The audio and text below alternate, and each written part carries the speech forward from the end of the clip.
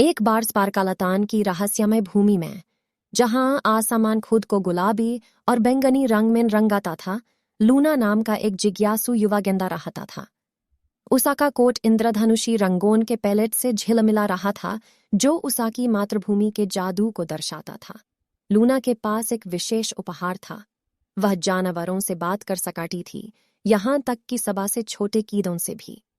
एक धूप भारी सुबह लूना मंत्रमुग्ध वन का पता लगाने के लिए एक साहसिक यात्रा पर निकली, जहां पेड़ रहस्यों को फूसा फुसाते थे और फूल हल्की हवा में नृत्य कराते थे।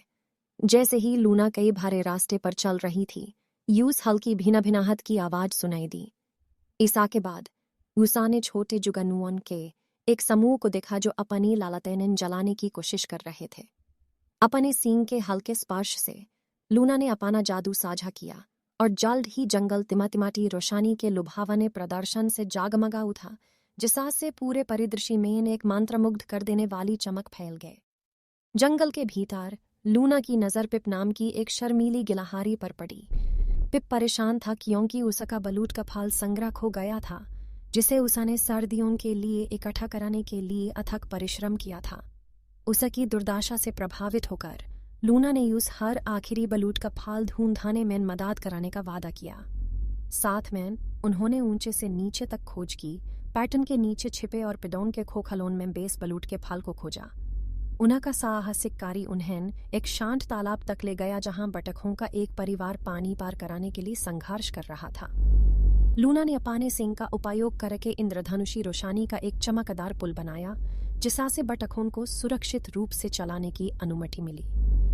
आभारी बटखों ने लूना और पिप को अपने बुद्धिमान पुराने दोस्त वेजविंग उल्लू से मिलवाया। वेजविंग ने स्पार्कालातान के इतिहास और सभी जीवित प्राणियों से इसके संबंध की कहानियां साझा की। जैसे ही सूरज क्षितिज से नीचे डूबा, लूना और पिप मुग्ध वन के मध्य में लौट आए।